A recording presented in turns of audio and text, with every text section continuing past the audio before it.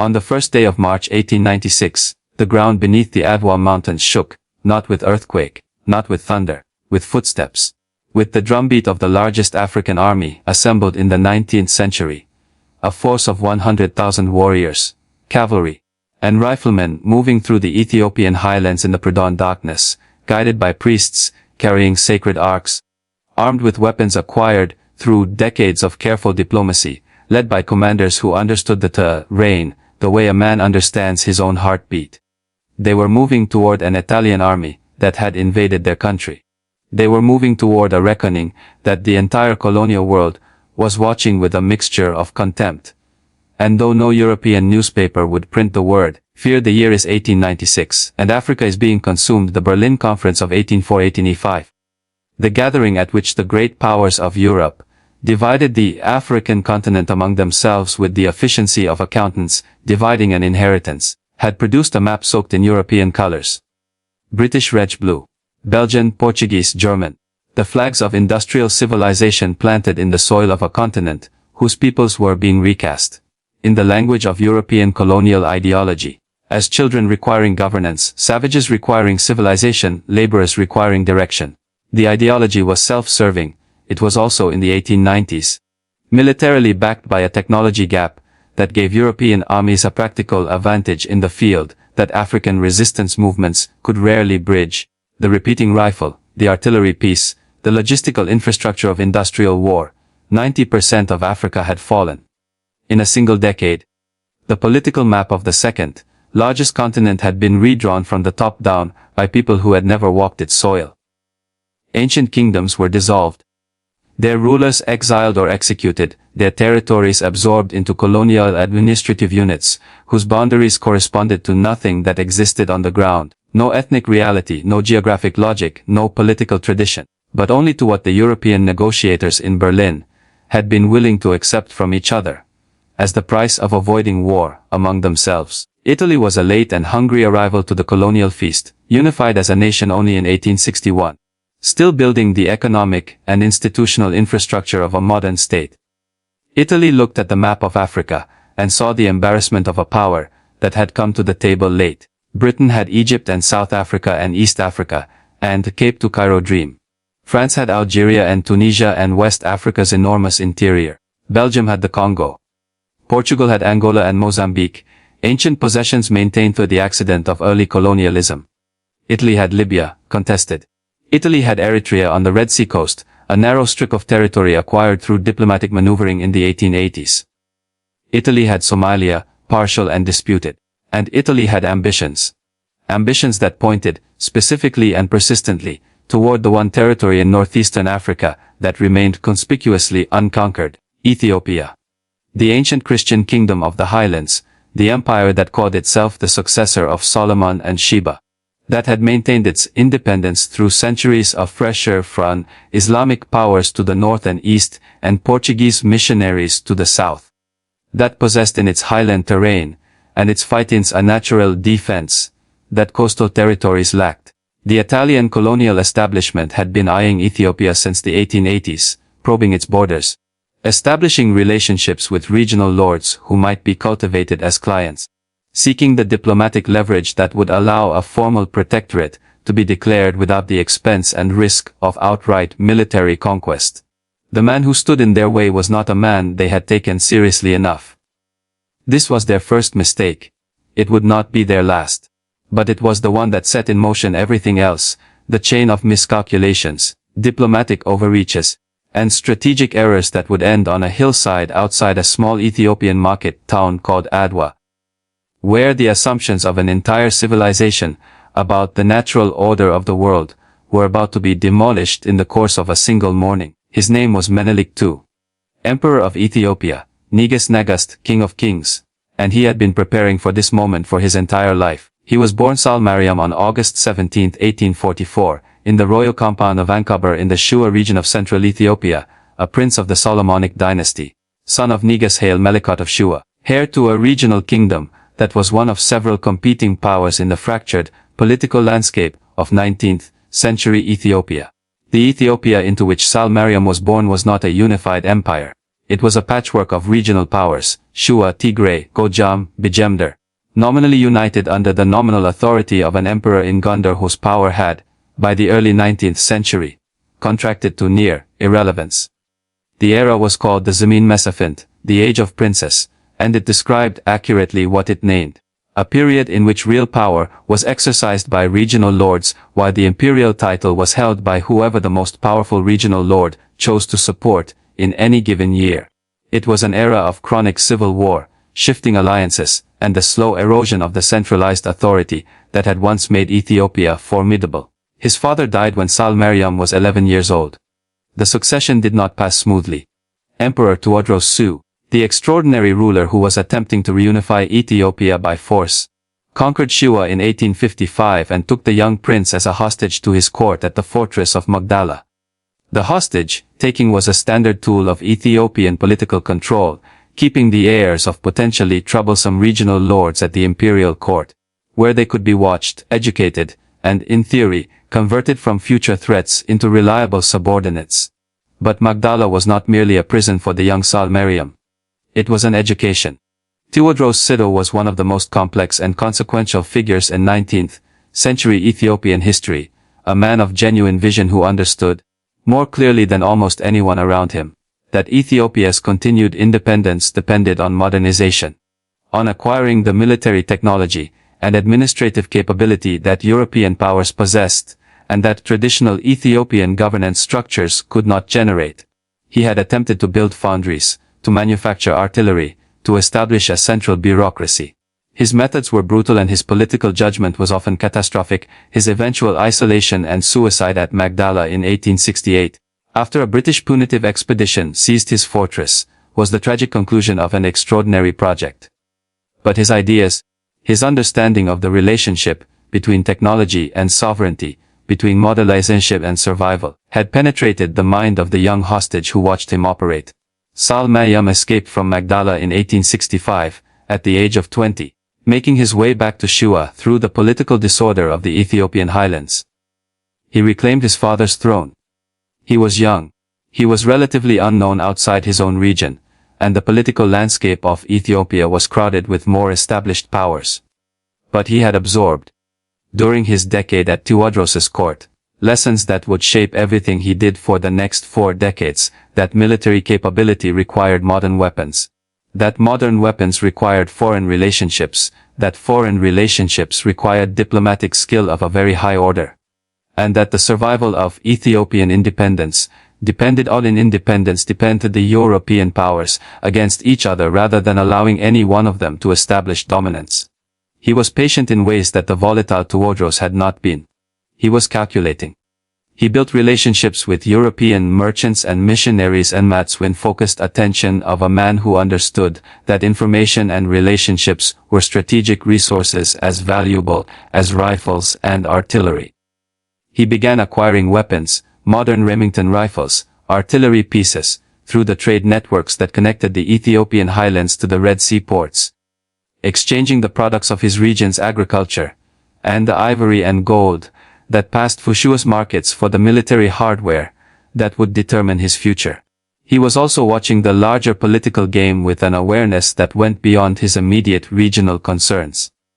The scramble for Africa was accelerating. The maps were being redrawn. And the young king of Shua understood, with the clarity that comes from having grown up as a hostage in a fortress, that the question of who Ethiopia would be in the world of the 1880s and 1890s was not a question that could be left to chance or tradition. It was a question that required an answer. An active, strategic, deliberately constructed answer. He was building toward an empire. He was also building toward a confrontation. Both required the same preparation. Both required the same qualities: patience, intelligence, the ability to read other people's intentions before they acted on them, and the absolute refusal to be underestimated by people who had already decided what he was.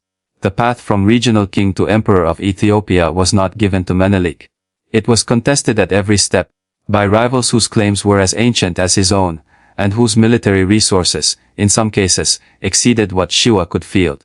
The most significant obstacle was Emperor Johannes IV, the ruler of Tigray who had emerged as the dominant figure in Ethiopian politics after Tewodros's death, who had been crowned emperor in 1872, and who controlled the northern highlands through which the trade routes to the Red Sea ran. Johannes was a formidable ruler in his own right, a devout Orthodox Christian, a capable military commander, and a politician who understood the Italian and Egyptian threats on Ethiopia's borders with the precision of a man whose territory was directly in their path. He was also, from Menelik's perspective, both a legitimate emperor, to whom nominal loyalty was owed, and a political competitor, whose dominance kept Menelik in a subordinate position. Menelik navigated this relationship with the kind of strategic ambiguity that his decade at Magdala had taught him. He acknowledged Johannes's imperial authority when acknowledgement served his interests. He expanded Shua's territory southward, into the Oromo lands to the south and east, when Johannes's attention was focused on the northern threats that were more immediately his concern. The southward expansion served multiple purposes. It increased Menelik's resources, his territory, his population, and his military manpower. It gave him direct access to the trade routes that brought ivory and gold from the interior toward the coast, and it put distance between Shua and the political complications of the northern court. The relationship with Italy was, in these years, one of Menelik's most carefully cultivated tools. The Italians, establishing themselves in Eritrea on the Red Sea coast in the 1880s, were potential suppliers of exactly what Menelik needed most: modern weapons, delivered through the Eritrean port at Massawa, in exchange for diplomatic recognition and trade relationships that served Italian commercial interests. Menelik accepted Italian weapons and maintained Italian diplomatic relationships with the careful attention of a man who understood that the supplier of weapons is not automatically an ally, that the relationship was transactional, and that its terms could change when Italian interests changed. He was also building his military. The traditional Ethiopian fighting force, brave, experienced in highland warfare, capable of extraordinary feats of endurance and tactical improvisation, needed to be supplemented with the modern weapons that European armies had deployed to devastating effect across the continent. Menelik imported rifles by the tens of thousands. He imported artillery. He trained Ethiopian soldiers in their use, building around a core of traditionally armed and fighting, experienced warriors a modern weapons capability that most European analysts consistently underestimated, because the assumption that Africans could not effectively use European weapons was a colonial article of faith maintained in the face of considerable contrary evidence. The death of Emperor Johannes IV in March 1889, killed at the Battle of Metema, fighting the modest forces of Sudan, in one of the great ironies of the era, opened the path to the imperial throne. Menelik moved quickly. Within months of Johannes's death, he had secured the allegiance of enough regional lords to claim the imperial title. He was crowned Menelik II, Negus Nagast of Ethiopia, in November 1889. The succession was not uncontested. Johannes's son Ragasha of Tigray maintained a challenge for years, but Menelik had the resources, the military capability, and the diplomatic network to make his claim stick. And then, almost immediately, he faced the challenge that would define his reign: the Italian problem. In the same month that Menelik was crowned emperor, May 1889, he signed a treaty with Italy. The Treaty of Wuchel was supposed to establish the terms of a friendly relationship between the new Ethiopian emperor and the Italian colonial establishment in Eritrea. Recognition, trade rights, the continuation of Italian weapons supplies, a framework for diplomatic cooperation. It was, in conception, a sensible arrangement between adjacent powers with overlapping interests. It was also a trap. Or, more precisely, it was a document that contained, in two languages, two different realities. And the gap between them was going to produce the most consequential military confrontation in the history of African colonialism. Article X Vitae of the Treaty of Wuchel was the critical clause. In the Italian text, it stated that the Emperor of Ethiopia must conduct all foreign affairs through the Italian government, making Ethiopia, in effect, an Italian protectorate, its foreign policy subject to Italian direction and Italian approval. In the Amharic text that Menelik had signed, the corresponding clause stated that the Emperor of Ethiopia may conduct foreign affairs through the Italian government if he chose, a completely different meaning, an option rather than an obligation, a courtesy rather than a constraint. Whether the discrepancy was a deliberate deception by the Italian negotiators or a translation error that both sides initially failed to notice is a question historians have debated for over a century. What is not debatable is the Italian government's response when the discrepancy was pointed out. Italy chose to maintain its interpretation of Article XV and to notify the European powers that Ethiopia was now an Italian protectorate. In 1889, Italy informed the signatories of the General Act of the Berlin Conference that Ethiopia had accepted Italian protection. Menelik was not an Italian protectorate. He had not agreed to become one. And when he understood what Italy had done with Article XV, when the diplomatic implications of the Italian notification to Berlin reached him, his response was a masterpiece of political and rhetorical clarity. He wrote to the European powers directly. He wrote to Queen Victoria of Britain, to the President of France, to the Tsar of Russia, to every government that had received Italy's notification. He stated, in the direct language of a ruler who understood exactly what was being done to him and refused to accept it, that Ethiopia was an independent empire, that the Treaty of Wochel had been misrepresented, and that Ethiopia would not accept a protectorate status that it had never agreed to. He formally renounced the Treaty of Wochel in 1893. The Italian response to the renunciation was to begin planning a military campaign. The logic was colonial and, by the standards of the era, unremarkable. If diplomacy could not secure the protectorate, military force would. The Italian colonial establishment in Eritrea, under the command of General Oreste Baratieri, a veteran of the Italian unification campaigns, who believed in his own military judgment, and in the conventional wisdom about African military capability that his training had instilled, began building up forces for an advance into Ethiopia. Additional troops were sent from Italy. Artillery was positioned. Supply lines were established through the Eritrean highlands. Menelik watched. He issued a proclamation to his people. One of the great documents of African anti-colonial resistance, though it has never achieved the international recognition it deserves. Enemies have now come upon us to ruin our country, and to change our religion. Our enemies have begun the affair by advancing, and digging into the country like moles. With the help of God, I will not deliver my country to them. I will not be the carrier of my country's shame. He called for a national mobilization of a scale that Ethiopia had never attempted. And the country answered. They came from every direction. From the highlands of Tigray and Amara. From Shua and Gojam and Bijandar. From the Oromo territories that Menelik had absorbed, and whose warriors were now fighting under the Ethiopian banner. Lords who had previously contested Menelik's imperial authority set their disputes aside and brought their armies. Empress Taytu Betul, Menelik's wife, one of the most formidable political figures of her era, whose opposition to the Treaty of Wochel had been vociferous from the beginning, and whose military command in the campaign would be one of its defining elements, raised and commanded her own force. The response to Menelik's proclamation was a national mobilization that assembled, at its peak, an army of approximately 100,000 people, an extraordinary achievement of political authority and popular commitment in a country without railroads, without telegraph infrastructure, and without the logistical machinery that European armies took for granted.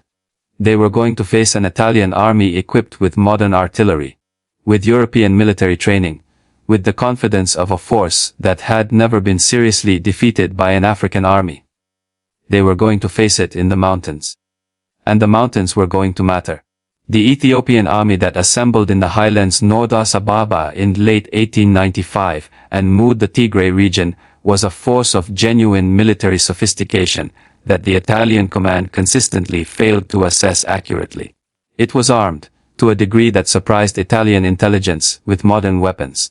Menelik had spent a decade and enormous resources acquiring rifles. Estimates suggest approximately 100,000 Remington and other modern rifles in Ethiopian hands, acquired through French, Russian, and other channels in addition to the earlier Italian supplies.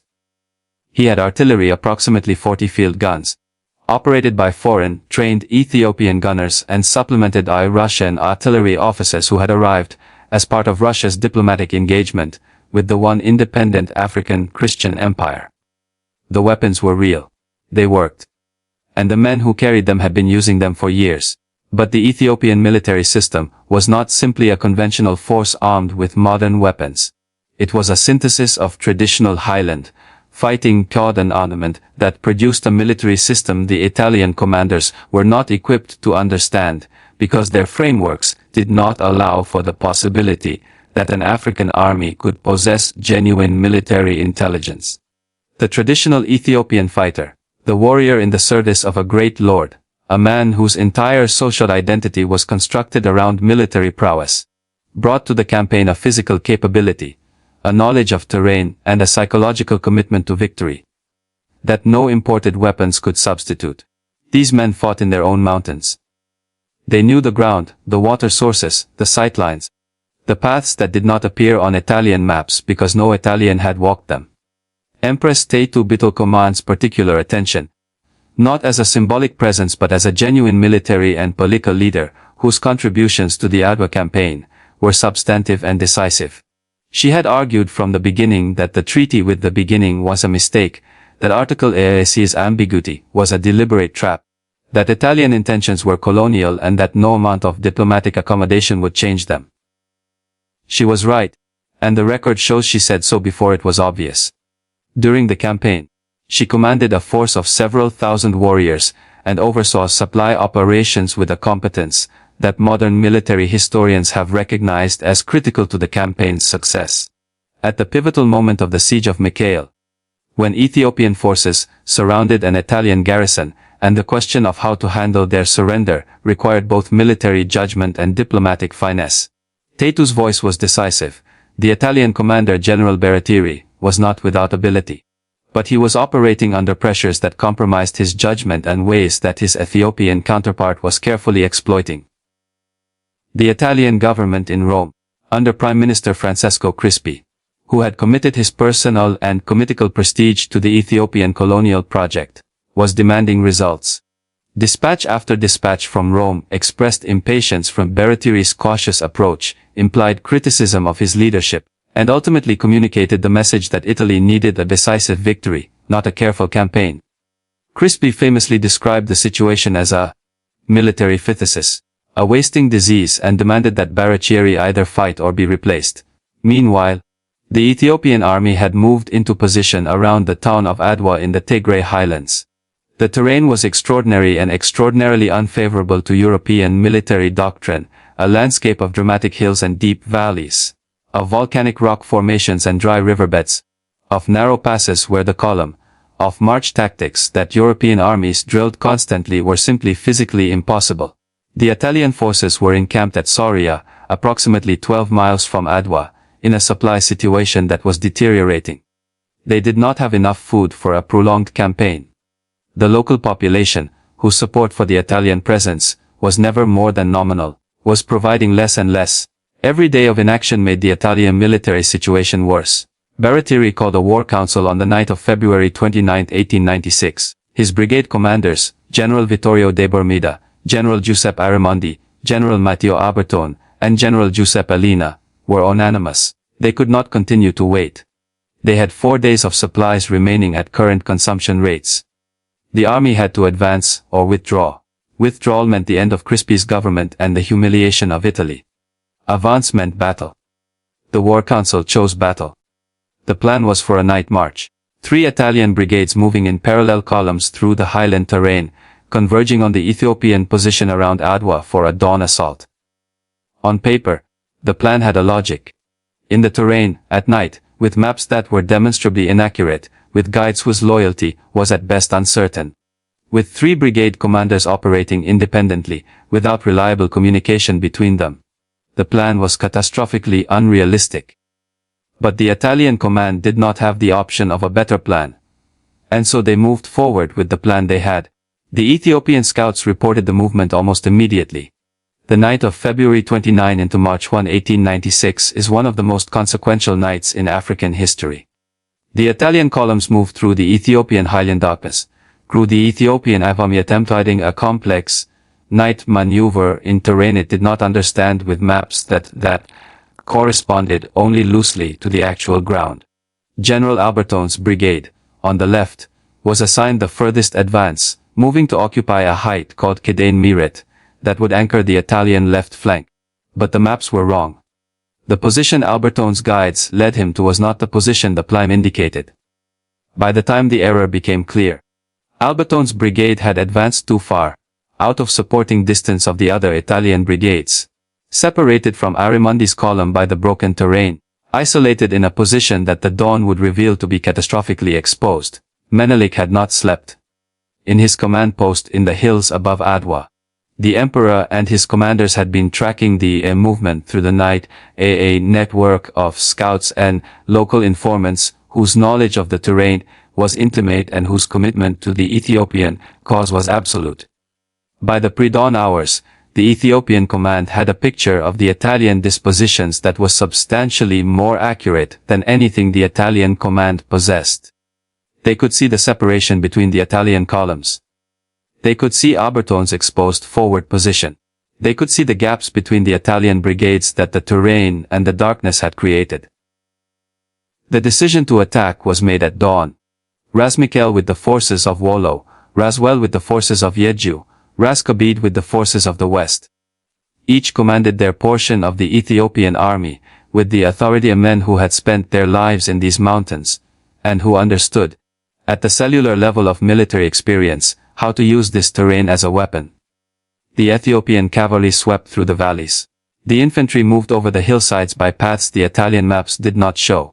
The artillery, positioned on heights that the Italians had not occupied, and had not identified as critical, opened fire on Italian positions with an accuracy that shocked the Italian commanders, who had not expected the Ethiopian forces to possess effective artillery capability.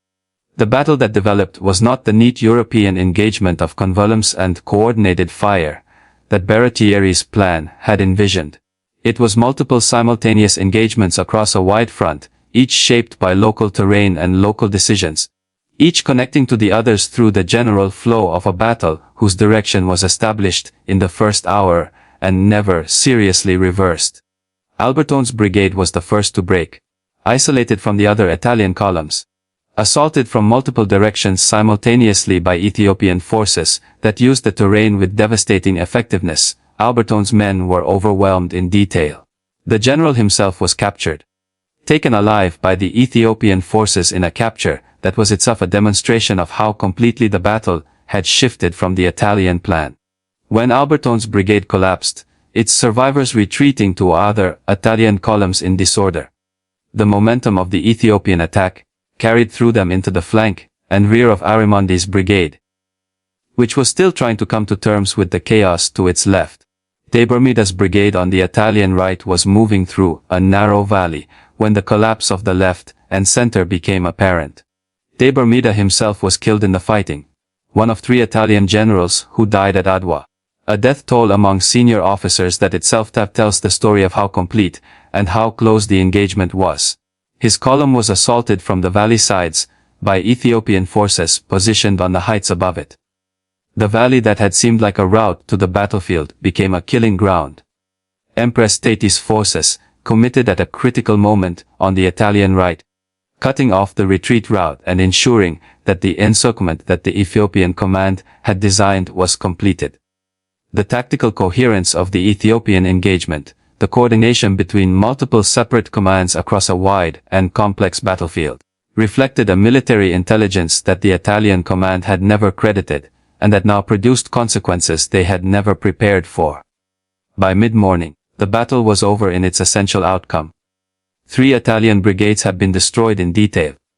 The 4th Elena's reserve retreated in the disorder of an army whose command structure had collapsed. The Ethiopian army pursued, but not in the way of an undisciplined mob. Menelik ordered the pursuit limited, the prisoners treated in accordance with the conventions of war, the wounded, Italian and Ethiopian, attended to. The victory was total. He did not need to underline it with atrocity. The battle spoke for itself. General Baratieri escaped on horseback with the remnants of his headquarters. He would face a military tribunal in Italy. He would be acquitted. The court ruled that his orders from Rome had given him no viable alternative. The acquittal was politically convenient and historically accurate in its narrowest sense. In the larger sense, the responsibility for Adwa was not one general's poor judgment. It was the collective miscalculation of a colonial system that had decided, without sufficient basis, that African armies could not fight. The final count, in the approximate terms that all battle casualty figures carry approximately 6,000 Italian and Eritrean soldiers killed, 1,500 wounded, and 3,000 captured. It was the single largest defeat of a European colonial army by an African force in the entire history of colonialism. It was not a skirmish or an ambush or a guerrilla success against an isolated patrol. It was the destruction of an entire expeditionary force in open engagement, conducted according to a military plan of genuine sophistication by a commander who had prepared for exactly this battle for his entire career. The guns fell silent on the Ethiopian highlands. The birds came back to the trees. And in Rome, they were already beginning to understand the magnitude of what had happened. The news reached Rome in stages, each stage more catastrophic than the one before. The first report spoke of a setback, then of a reverse, then, as the full picture assembled itself from fragmentary dispatches, and the testimony of survivors making their way back to Eritrea, the Italian government confronted the complete truth: the disruption of 3 brigades, the death of 3 generals, the capture of the 4th, the loss of the artillery, the complete and unambiguous defeat of the Italian expeditionary force in Ethiopia. Prime Minister Francesco Crispi's government fell within days. The man who had written to Baratieri demanding a battle, who had characterized the cautious conduct of the campaign as a wasting disease requiring decisive action, resigned amid the political earthquake that Adwa produced in Italian domestic politics. The colonial adventure that was supposed to vindicate Italian great power status had produced the opposite. A national humiliation that newspapers across Europe reported with varying degrees of schadenfreude and genuine astonishment. The Italian parliament erupted. The streets of Rome and Milan saw demonstrations that reflected the raw wound that military defeat inflicts on national pride. Italy requested an armistice. Menelik granted it, and then negotiated the Treaty of Addis Ababa in October 1896 with the same combination of firmness and pragmatism that had characterized his entire approach to the Italian problem. The treaty was unambiguous in its core terms: Itomali, and completely recognized the independence and sovereignty of Ethiopia. Article XVI was repudiated. The protectorate claim was abandoned. The prisoners held by Apia, approximately 3,000 Italian and Eritrean soldiers, were returned in exchange for a war indemnity. Ethiopia received international recognition as a sovereign state not through diplomatic courtesy or great power patronage, but through military victory that left no room for alternative interpretation. The consequences radiated outward from Adwa in every direction. The other European colonial powers adjusted their calculations regarding Ethiopia. British and French diplomatic missions arrived in Addis Ababa to establish formal relationships with the empire, whose independence was now beyond question. The Anglo-Ethiopian Treaty of 1897 and the Franco-Ethiopian 1907 recognized Ethiopia and established the framework of diplomatic relationships that would define Ethiopia's external position for the next generation. Menelik negotiated both with the skill of a man who had spent 30 years studying how the European powers operated, and where their interests could be worked against each other. Within Ethiopia, Adwa transformed the political landscape in ways both consolidating and complicated. Menelik's authority was at its peak. The victory had confirmed his imperial legitimacy in ways that no domestic political maneuvering could have achieved. The regional lords who had brought their armies to Adwa had seen what unified Ethiopian command could achieve. The symbolic capital of the victory was enormous and enduring. The emperor who had defeated Italy was a figure whose position could not seriously be challenged. But the years after Adwa also brought the complications that victory produces. The continued expansion of Ethiopian territory, southward and eastward, incorporating territories and peoples whose integration into the empire was sometimes negotiated and sometimes forced, created new administrative challenges and new sources of internal tension. The Oromo populations incorporated into the empire under Menelik's southward expansion experienced the conquest in ways that the triumphalist narrative of Adwa did not fully account for. Their own autonomy and land rights were often diminished by the expansion, their position within the empire defined by conquest as much as by the celebrated unity that Adwa represented. Menelik's health declined significantly after 1906. A series of strokes progressively diminished his capacity to govern, creating a succession crisis that the Ethiopian court managed. with increasing desperation and decreasing coherence, through the final years of his reign. He died in December 1913, after years of incapacity, during which the empire's governance had been managed by a regency council. His death ended the reign of the man who had defined Ethiopian independence in its most existential test. The empire he left was larger, more internationally recognized, and more administratively complex than any previous Ethiopian state. It was also carrying, beneath its triumphant surface, the unresolved tensions that his successors would have to navigate. His immediate successor struggled. Iyasuvi, his designated heir, was deposed in 1916 after a reign that alienated the Orthodox Christian establishment. Empress Taytu followed, with Rastafari Makonnen, the future Haile Selassie, serving as regent and heir. The thread from Adwa to the 20th century ran through these transitions, each one carrying the memory of March 1, 1896, as the foundational event of modern Ethiopian identity. On March 1, 1896, the world changed, and the world was slow to understand that it had changed. The immediate European reaction to Adwa was shock, embarrassment, and, in the colonial press, a scramble to explain the inexplicable in terms that did not disturb the fundamental assumptions of the colonial project. The Italian defeat was attributed to Baratieri's poor generalship, to the treacherous terrain, to the failure of the Eritrean auxiliary forces, to any factor that localized the cause of the disaster in Italian incompetence, rather than Ethiopian capability. The idea that an African army had defeated a European army because it was better led, better organized, better informed about the ground, and in fighting for something that galvanized 100,000 people to march through mountains in winter. This idea was available, but not convenient, and convenience shaped the interpretation. But the political consequences could not be managed through interpretation. They were facts. Ethiopia remained independent. Italy acknowledged it. The Berlin Conference's implicit assumption that the division of Africa was essentially complete and merely required implementation had been publicly and irrefutably contradicted. One country had refused, and the refusal had held. The reverberations across Africa and the African diaspora were immediate and profound. Ethiopia, already symbolically significant, as the one African nation that appeared in the Bible, already invested with theological meaning for the millions of Africans and African-descended people in the Americas and the Caribbean for whom the Psalms promised that Ethiopia shall stretch forth her hands to God, was a living prophecy, became something more than a symbol. It became a proof, a demonstration that European military supremacy in Africa was not absolute, that resistance was possible, that an African people, led by African commanders, fighting on African ground, could defeat the armies of industrial Europe. The Pan-Africanist movement of the late 19th and early 20th centuries drew heavily on Adwa's meaning. W.E.B. Du Bois, writing in the aftermath of the battle, identified Ethiopia's independence as evidence for the intellectual and political proposition he was constructing. That African peoples were not inferior, that the condition of subjugation was the product of force, rather than of nature, and that force could be met with force. Marcus Garvey invoked Ethiopia as the symbol of African dignity, the land of our fathers, toward which the diaspora should look for the restoration of African pride and African political power.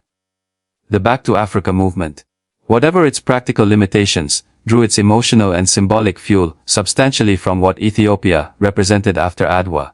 The Rastafari movement, whose founding vision connected the coronation of Rastafari Makonnen as Haile Selassie I in 1930 to a biblical narrative of African redemption, was built on a foundation that Adwa had made possible.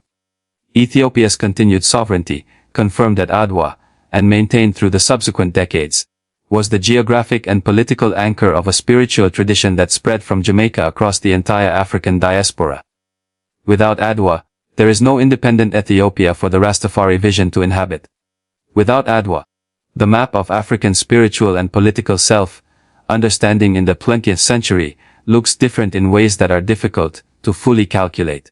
The influence on African independence movements of the mid-20th century was direct and acknowledged. Kwame Nkrumah, Jomo Kenyatta, Julius Nyerere, the generation of African nationalist leaders who led the independence movements of the 1950s and 1960s were men who had grown up knowing about Adwa, who had been taught its meaning by parents and teachers and by the Pan-Africanist intellectual tradition that had been processing Adwa's implications for half a century. The Organization of African Unity, founded in 1963 in Addis Ababa, was established in the capital of the country whose victory, Adwa, had made African independence a demonstrable rather than merely theoretical possibility. The battle's legacy entered the Caribbean through the Rastafari movement and through the broader Pan-Africanist current and shaped the cultural production of the 20th century in ways that continue to resonate. Bob Marley's invocation of Ethiopia, of Zion, of African redemption, drew all a tradition was political foundation was the morning of March 1, 1896. When 100,000 Ethiopian warriors moved through highland darkness toward an Italian army that had decided, on insufficient grounds, that they could be beaten. In Ethiopia today, March 1 is a national holiday. Adwa Day is celebrated with the particular intensity of a people who understand that the day marks not merely a military victory, but a survival. A moment when the tide of history that was swallowing the continent turned. At least here, at least for this people, and ran the other way. The celebrations are not merely ceremonial. They carry the emotional weight of people who know what the alternative would have been: colonization. The loss of the ancient church, the destruction of the Solomonic tradition, the erasure of an identity that had maintained itself for 3,000 years, every force that tried to end it. The National Museum of Ethiopia in Addis Ababa holds artifacts of the Adwa campaign, weapons, equipment, documents, the material culture of a battle whose meaning has never stopped being contested and never stopped being vital. Scholars from Ethiopia, Italy, Europe, and the Americas continue to write about it, to argue about its causes, its conduct, its consequences, the degree to which it was the product of Menelik's individual genius or of structural factors that any competent Ethiopian leader would have been able to exploit. The argument is healthy. It reflects the genuine complexity of what happened on that highland morning. It reflects the fact that Adwa refuses to be reduced to a simple story. The Italian prisoners of war returned home in 1897 under the terms of the Treaty of Addis Ababa. Some of them later wrote memoirs. The memoirs are, in their way, some of the most remarkable documents of the colonial era. Accounts from the losing side that contain, sometimes explicitly and sometimes despite themselves, a grudging recognition that what defeated them was not bad luck or bad maps or bad generalship alone. What defeated them was an army that was ready for them. An emperor who had spent his entire career preparing for this moment. A people who understood, with a clarity that no Italian document had credited them, exactly what was at stake. Empress Taytu Betul, whose role in the victory was substantive, and whose voice in the politics that preceded it had been consistently correct, is remembered in Ethiopia as one of the battle's true authors. Her opposition to the Treaty of Wochil, her command in the field, her diplomatic firmness in the treaty negotiations that followed the victory. These were not the contributions of a ceremonial consort, but of a co-architect of Ethiopian sovereignty. In recent decades, Ethiopian and international scholars have worked to give her the recognition that the dominant narrative, centered, as dominant narratives tend to be, on the male emperor, had inadequately provided. The Adwa Mountains themselves, the hills outside the small market town where the battle was fought, the dry riverbeds where Italian brigades were destroyed, the heights from which Ethiopian artillery fired on positions that Italian maps had not identified as significant, are today a place of pilgrimage. Ethiopians come from across the country. Members of the African diaspora come from Jamaica and the United States and Britain. They come to stand on the ground where it happened. To feel in whatever way such feelings can be felt through the distance of more than a century. What the morning of March 1, 1896 actually was. It was the morning that Africa said no. It was the morning that no held. And the world slow to understand, reluctant to accept, struggling to fit the fact into frameworks that were not designed to accommodate it, has been adjusting to that morning ever since.